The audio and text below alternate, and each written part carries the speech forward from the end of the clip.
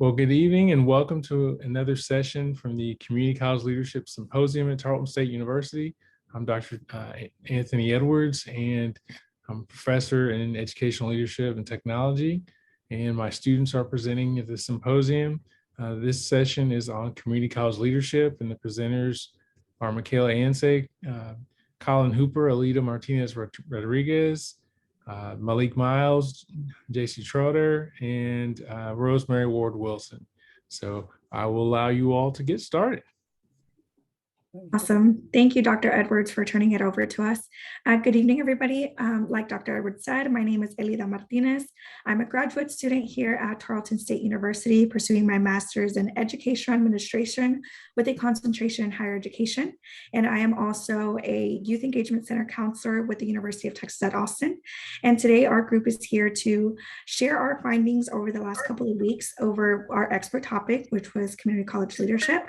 And I'll let the rest of my classmates go ahead and briefly introduce themselves as well. Good afternoon, everyone. I'm Michaela. I work for Texas A&M AgriLife Extension as a wildlife damage management technician. I'm working towards my master's in agricultural leadership, and my plans are to work for USDA. My name's Colin Hooper. I'm an e-commerce supervisor over at the Tarleton Texans campus store, and I'm also pursuing my master's in educational administration.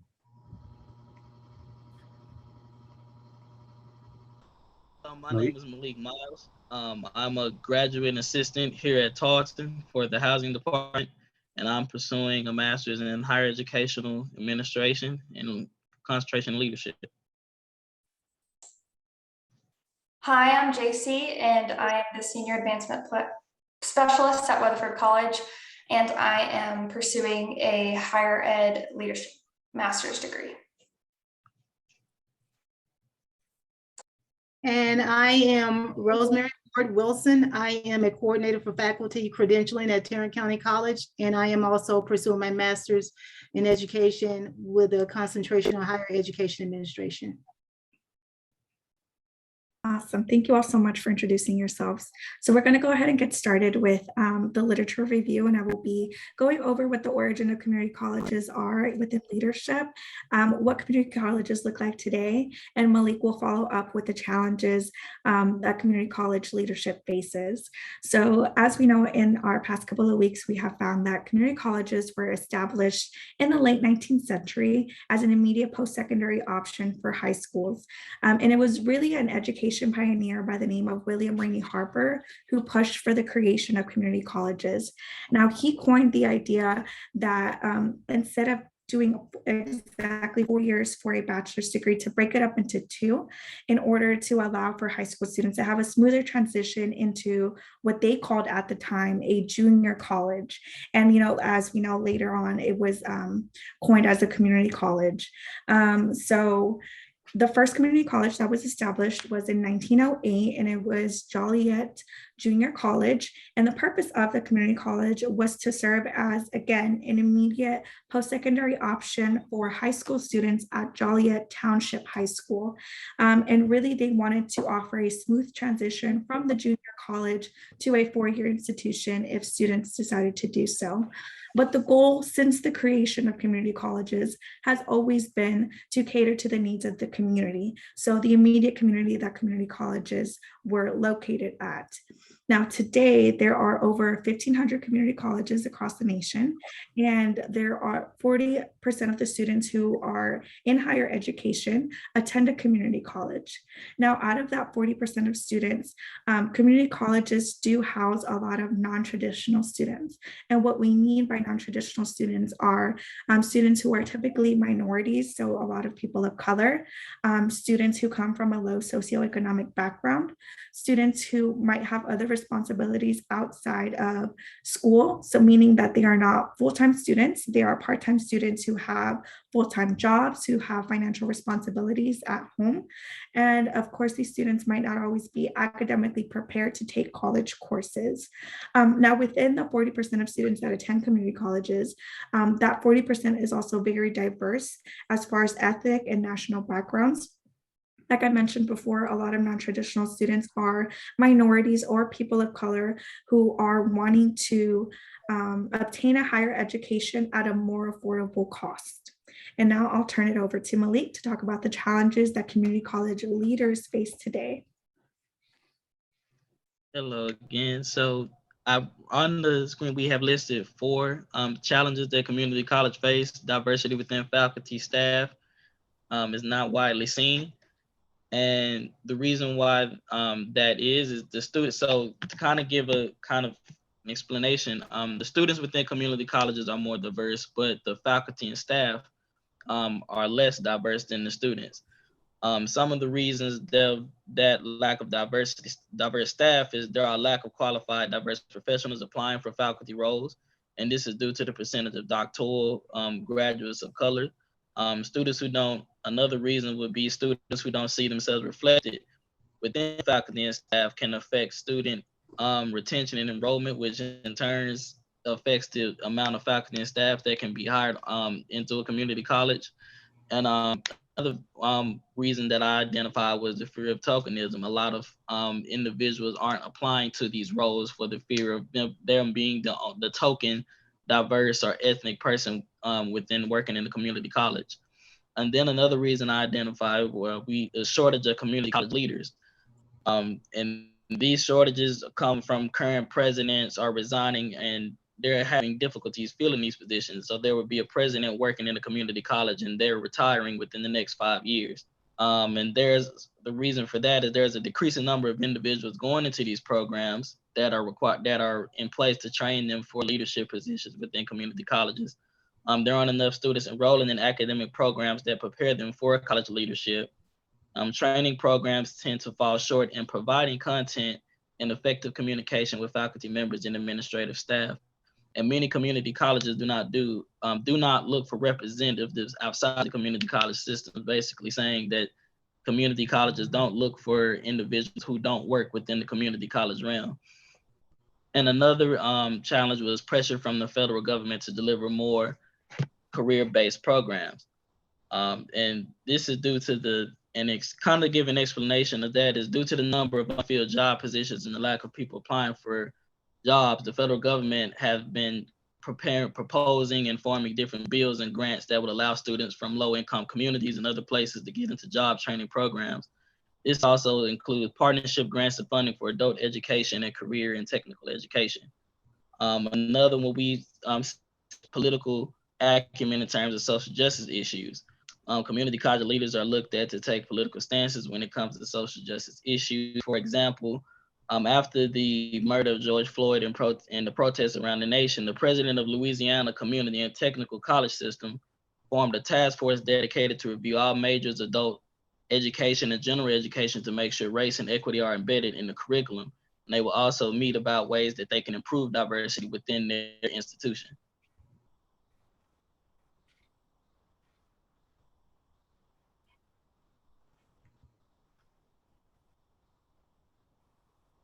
All right, thank you, Malik. So I wanted to talk about some of the observations that we did on our community college leaders.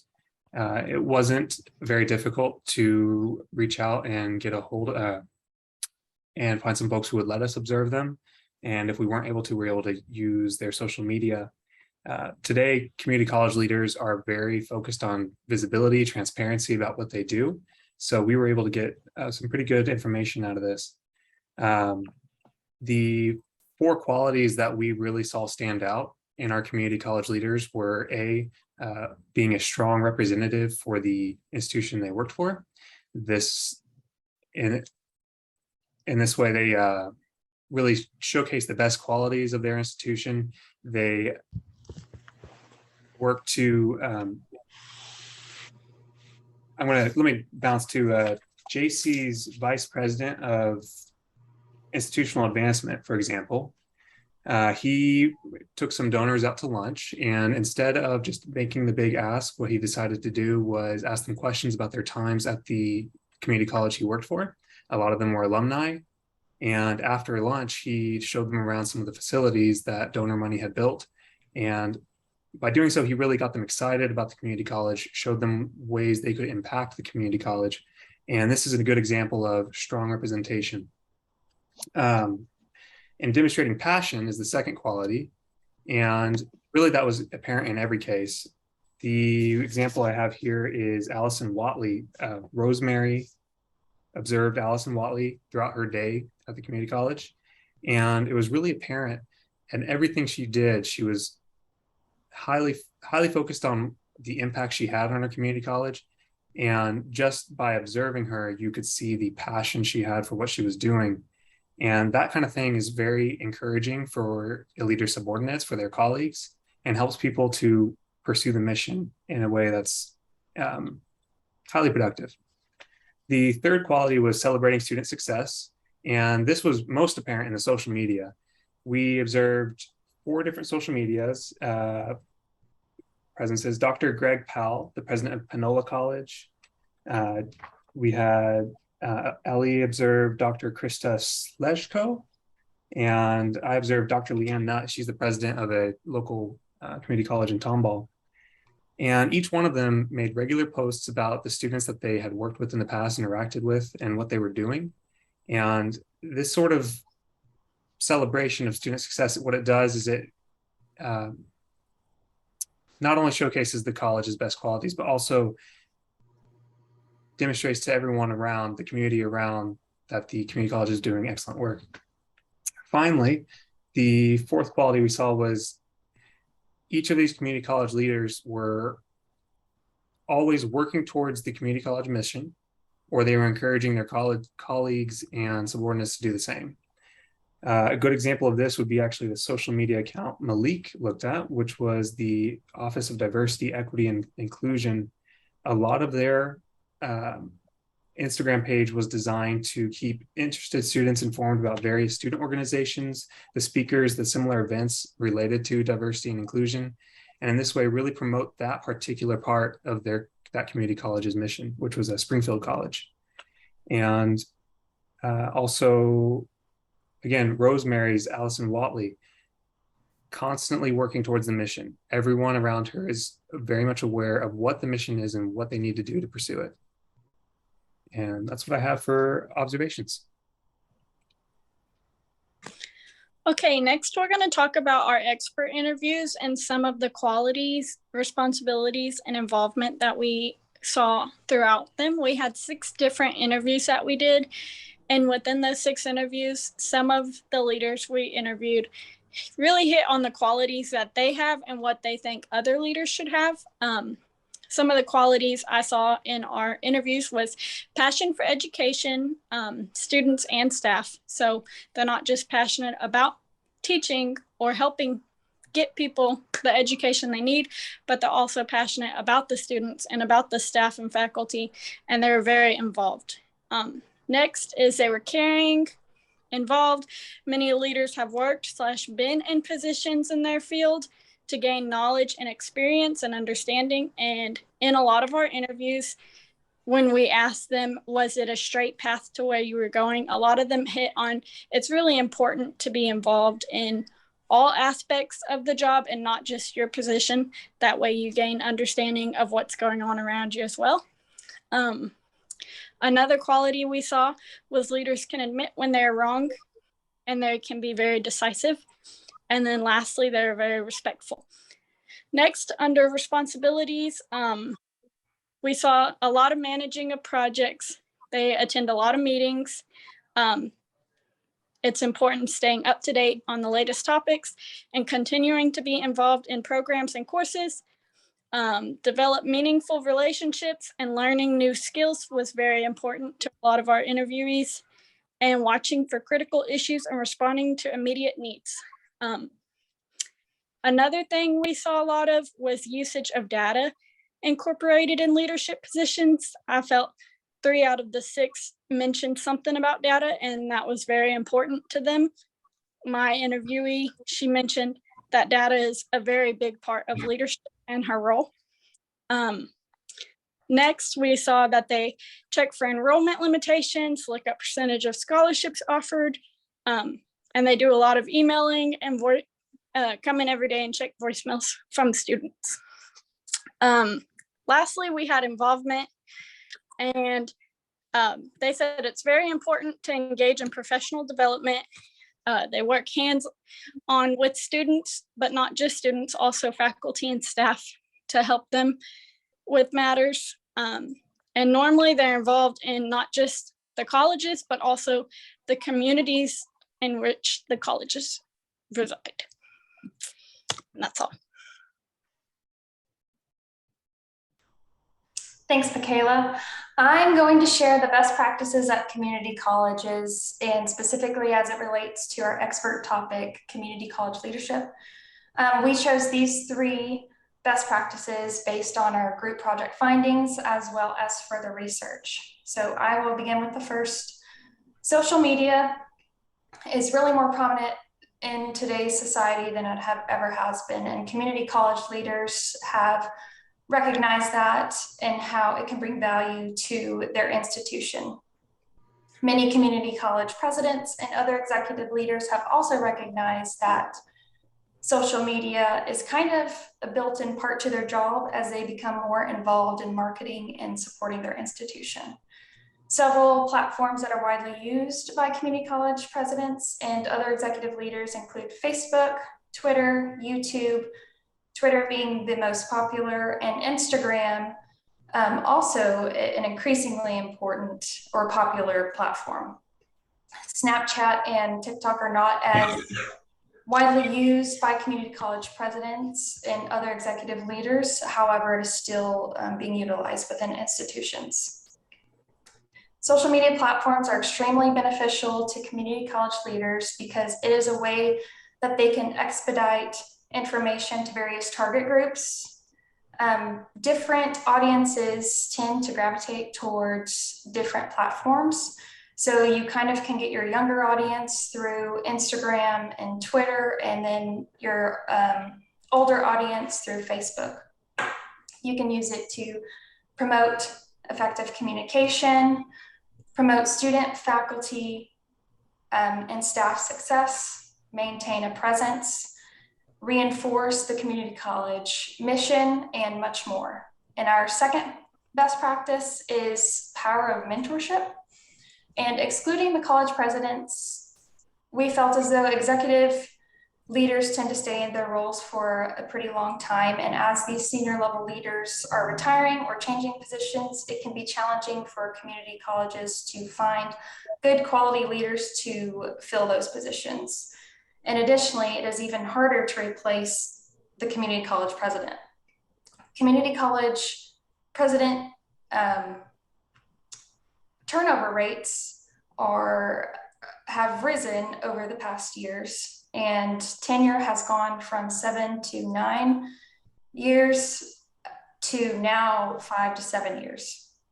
Higher education professionals have claimed that the job of a community college president is more challenging today than it ever has been.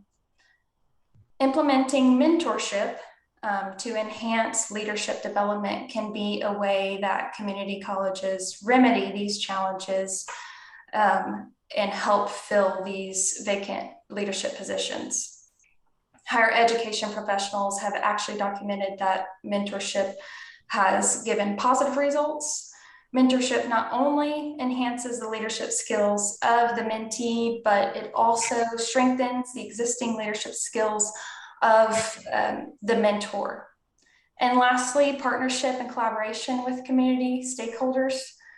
Intentional involvement with the community supports student and institutional success. As community colleges strengthen their relationship with businesses and industries, they enhance job opportunities for their graduates. And businesses also receive quality workers.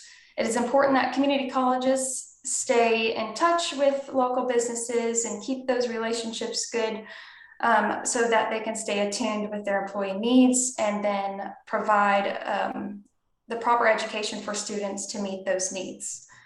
And in addition to this, intentional involvement with the community also opens opportunities for financial support. Many community college leaders have claimed that strengthening the relationship between the college and key members of the community enhances private financial support. Additionally, donors have also described their giving experience based on their relationship with the college. So donors who have a stronger relationship with an institution are those donors that are more likely to support the institution financially.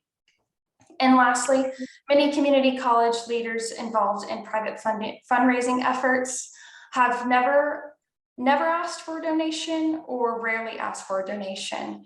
And the key component to private fundraising we have found through research and observations is relationship building. And with that, I will pass it on to Rosemary. Unmute. Thank you, everyone. So we've gone over, I've got an echo here. What a community college is and how long community colleges have been around for well over a century. Although the community colleges have been around for more than a century, the core goals and the mission of the college have not changed. They may have evolved, but the core goal of the community college holistically to the student is to provide affordable and quality education for all students.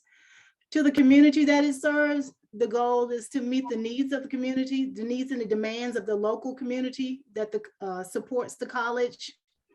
How does it meet the needs of the students? By providing programs and courses, by offering degrees, programs, and trainings that will produce skilled and qualified individuals that are ready for the labor market. In order to do that, for community college to honor its mission and its goals to employ, it has to employ quality leaders. Some of the qualities that we mentioned in our presentation for a good quality leader, a leader in a community college can be more than just a president of a college or the provost of a college, but a leader can be anyone who possesses these qualities that we mentioned earlier. It can be a faculty member, student success staff, those in administration. Some of the qualities of a community college leader, like they mentioned earlier, is one who knows how to celebrate student success, who's passionate about the job that they have. A good leader is visible, present, and transparent. And with this high level of visibility comes a level of accountability and responsibility that to represent the reputation of the institution in a positive way. A good leader is patient, they're persistent, and they're collaborative. They have the ability to build quality relationships and opportunities within the community, relationships that will benefit the college. They should have the ability to build partnerships and collaborate with the community stakeholders like the local businesses that we mentioned earlier and the industries that are surrounding the college and support that college. By doing this, good leaders enhance the job opportunities for our college graduates. The owners of the local businesses also and the owners of those industries can provide guidance in helping us create programs that the colleges can offer, and that way we can give back to the community. Good leaders are empathetic. They have the ability to effectively communicate with all stakeholders that are involved. They are financially responsible for the resources that they're entrusted with. They also have the ability to create a culture of inclusion, diversity, by employing educators who look like the people or the students that they serve and represent of the school. Some of the challenges that we mentioned that some good leaders, community colleges leaders face are social and economic challenges, like racial injustice, making sure that their diversity is represented in the school, that the faculty members and the leaders that are within that school represent the student population. Another challenge is a shortage of leadership, resignation. There's been mention of resignation in presidents, faculty, staff members also. Pressures from the government to produce more career-based programs, funding, student retention, and decreased enrollment all tie into that funding. What community college leaders can do to help students succeed? And I remember in week 4, a video interview by one of TCC's Director of Counseling, Testing, and Advising. Her name was Dr. Renetta Wright. One of the things that community college leaders can do to help students succeed is, she said, hire people who want to be there, who want to be present and connected. She mentioned a book written by Ron Clark that was entitled Hiring the Right People on the Bus. You have to have someone who's passionate about what they're doing and they're present and in the moment. That's one of the qualities of a community college leader. They can meet the students where they are and help them find, she said, a landing space or a pathway for success. And they can help a students earn a degree that would be less financial burden for them. And that's all we have. Thank you. I'm opening it up for questions if anyone has any questions. Great job. Great job. I want to encourage you for all the great work that you did. You know, one of the videos I recorded this semester was with Dr. Mordecai Brownlee over at Community College of Aurora in Colorado. And so many of the things that you mentioned are things that he does. I also want to encourage all of you, because I think all of you have the potential to be great higher education leaders. You know, whether or not you come from a background as a person of color, I think all of us sort of have a way that sometimes we can connect with students and connect with the challenges that students face. So whether that is maybe having grown up in poverty, or having a disability, or any number of things that you or maybe being a first generation college student, I think part of it is, as a leader, you got to know your story and you got to be able to tell your story, because that's how you're going to connect when you go for an interview, or you have to connect with board members or connect with students, faculty, or staff. And so spend time thinking about what's your story and how you've overcome challenges. And I think that will help you regardless of your background. I'll go ahead and open up for questions. I believe Mara has a question. Yes, thank you. Thank you guys for your presentation. I think you did a wonderful job. And I'm sorry, my question, it might be making you repeat something, but I was just considering the lack of diversity that you guys mentioned in faculty and leadership. How do higher educations, or how can higher education institutions encourage students from underrepresented populations to prepare for and apply to the leadership roles in higher ed?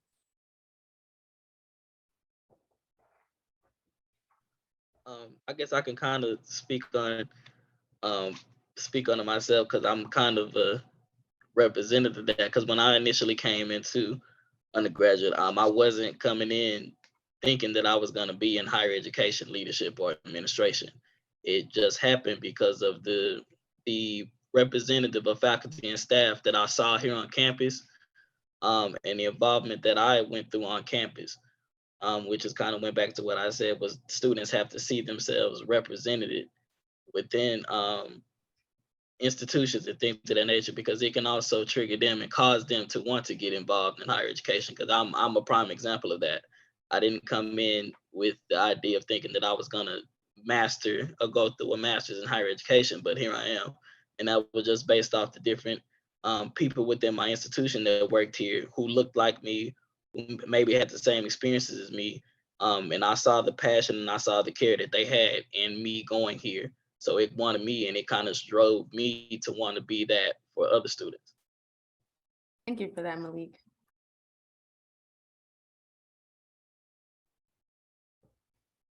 Well, while we wait for another question, I have a question for each of you. What's one thing that kind of stuck out to you as you worked on your expert area?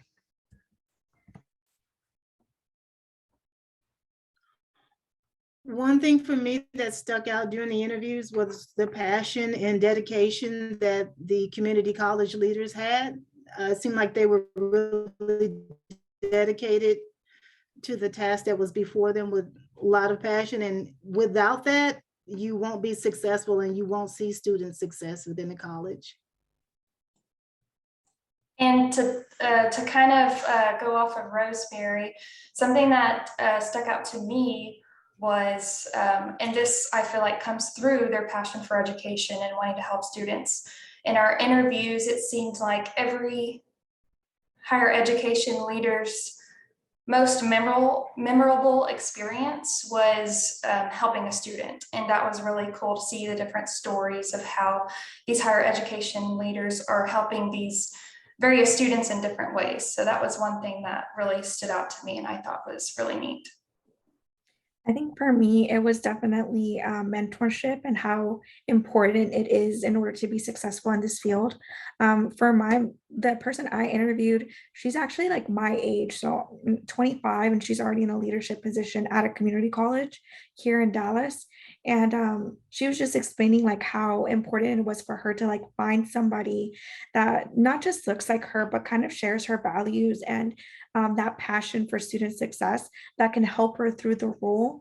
And I've definitely have seen a change like from when I first started my graduate journey, like finding my support system or like my people has really helped me become not only a better student, but just a better leader in what I do. So that was it was really neat to make that connection because I didn't know I was making it. It just like it all kind of clicked whenever I did the interview. For me, Kind of- Go ahead. sorry, we're all going at the same time. Y'all go ahead. No, go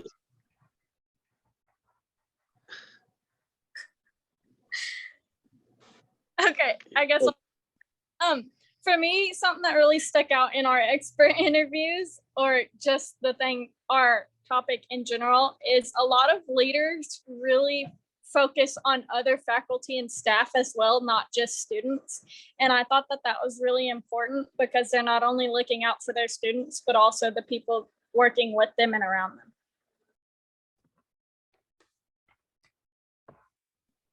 The kind of side was to see the perspective of students on their how those leaders affected the students, and how it affects the students' performance in their in their classes and the retention rate and things of that nature. So that was kind of one of the main things that stuck out to me throughout this whole thing, was how important that leadership role is as far as the academic performance of the students and the retention rate and enrollment rate of the institution.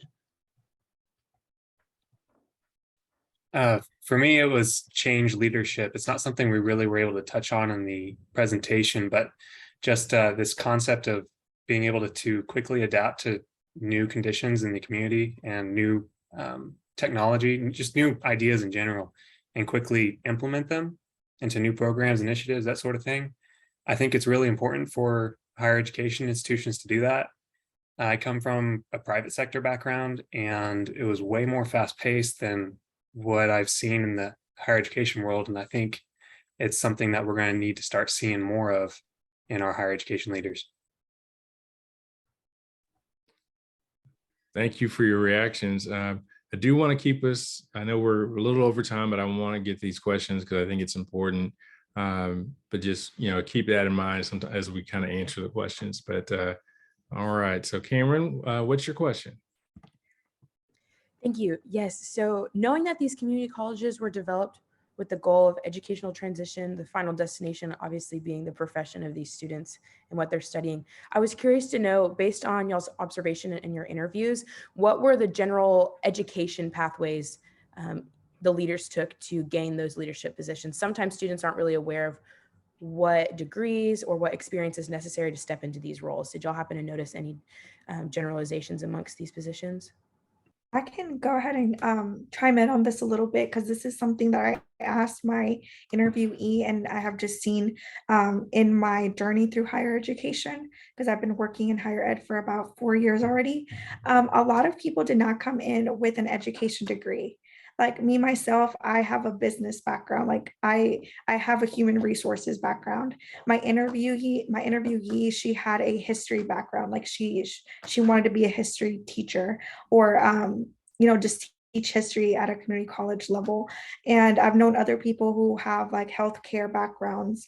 So it wasn't really their educational experience, but more so their personal experience when they went through college. Like that passion for being an advocate for students is what led them into higher education. That's just what I've observed. And I also want to, just encourage you all, because technically in a lot of places, you don't necessarily have to have the master's degree or the doctorate, but understanding the theory, understanding, the research behind this is going to set you apart from your counterparts who don't have that background. But I will say, as you start moving into higher and higher levels of leadership, that master's or that doctorate is going to be very critical. So don't stop here. I encourage you to move forward toward the doctorate at some point. All right, Karen, what's your question?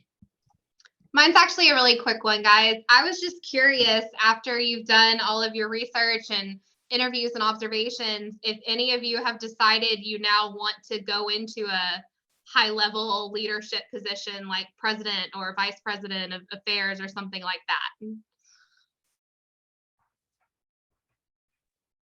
Well, speaking for myself, that's kind of why I chose the concentration in higher education leadership. The goal is for me to just climb as high as I can. So, and listening to the person I interviewed and the enjoyment they got out of their job, I think I'm on the right path. I can also I do as well. I also had to go to go as high as I could go. I mean, I don't have I have specific areas that I would like to work in, but I don't know where this, how I could go. I'm pretty much just working because, it's the passion that I have. But from the experiences that I saw from my undergrad, because I was involved in a lot of committees and task force and things of that nature in my undergrad. So it kind of gave me that feel to like, okay, I kind of have some experience doing this type of work in undergrad. I kind of want to be able to do this in an administrative position or in a leadership position or in a faculty position, just because I saw how much change and effect I had in undergrad. That's really awesome. Thank you, guys. I encourage you all to think about where you want to go in this profession and think about what kinds of experiences you need in order to get there. Again, I go back to Dr. Brownlee. He had in his mind that he wanted to be a president, and so he took positions to give him different experiences. So yes, he was moving up, but he was intentionally moving in a direction that would give him the breadth of experience that he needed when he was ready to apply for a president position, because there are a lot of different skills that you have to manage in that. So whether you want to be a president or you want to be a vice president, student services, or whatever that thing is, just kind of try to begin with the end in mind, so to speak, to borrow from Stephen Covey and 7 Habits of Highly Effective People, and just kind of try to plan your career to the extent you can. You can't plan it perfectly. A lot of it is what comes to you in terms of opportunities, but just think about, what experiences you need in order to get where you want to go. All right. So thank you all so much. It's been a great session, and I'm excited for the work that you've done and look forward to where things go from here.